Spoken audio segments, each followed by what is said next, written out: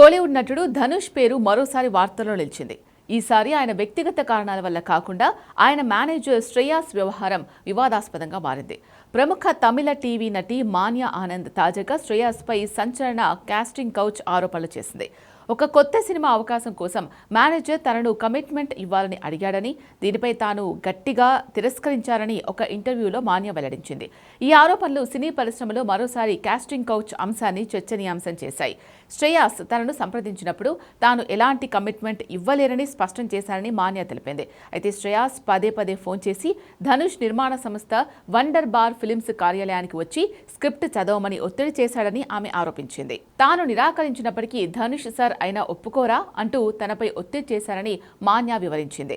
ఈ సంఘటనతో సినిమా అవకాశాల కోసం హీరోయిన్లను ఇలాంటి డిమాండ్లతో వేధించడం ఇండస్ట్రీలో ఒక పద్ధతిగా మారిందని ఆమె ఆవేదన వ్యక్తం చేసింది.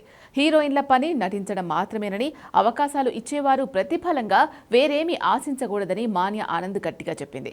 ఈ దుర్మార్గపు పద్ధతికి ఇండస్ట్రీలో ముగింపు పలకాలని, హీరోయిన్లు ఎలాంటి భయాలు లేకుండా పనిచేసే వాతావరణం ఏర్పడాలని ఆమె కోరుకుంది. అయితే ఆ తర్వాత మాన్యా ఆనంద్ ఒక ప్రకటన విడుదల చేస్తూ తాను చేసిన వ్యాఖ్యలను వక్రీకరించారని, కొందరు తన ఇంటర్వ్యూ క్లిప్లను ఎడిట్ చేసి ధనుష్ శ్రేయాస్లను నిందించే విధంగా ప్రచారం చేశారని ఆరోపించింది. ఇదంతా ఒక నకిలీ వ్యక్తి చేసిన మోసంగా భావిస్తున్నట్లు కూడా ఆమె పేర్కొంది. మరోవైపు ఈ ఆరోపణలపై ధనుష్ మేనేజర్ శ్రేయాస్ స్పందించాడు. తన పేరు మీద లేదా wonder bar films private limited పేరు మీద వచ్చే ఎలాంటి కాస్టింగ్ కాల్స్, మెసేజ్లు పూర్తిగా నకిలీవని, నిరాధారమైనవని ఆయన స్పష్టం చేశాడు. గతంలో కూడా తన పేరు మీద ఫేక్ కాస్టింగ్ కాల్స్ వస్తున్నాయని హెచ్చరించిన శ్రేయాస్ ప్రస్తుతం జరుగుతున్న వ్యవహారంపై పోలీసులకు ఫిర్యాదు చేసినట్లు కూడా తెలిపాడు. శ్రేయాస్ విడుదల చేసిన ప్రకటన నేపథ్యంలో ఈ వివాదం కాస్టింగ్ కౌచ్తో పాటు నకిలీ వ్యక్తుల బెడద గురించి చర్చకు దారితీసింది. మరోవైపు అదితి రావు హైదరి, శ్రేయా శరణ్ లాంటి హీరోయిన్ల ఫోటోలతో వాట్సాప్లోనూ తప్పుడు ప్రచారాలు చేస్తున్నారు కొందరు.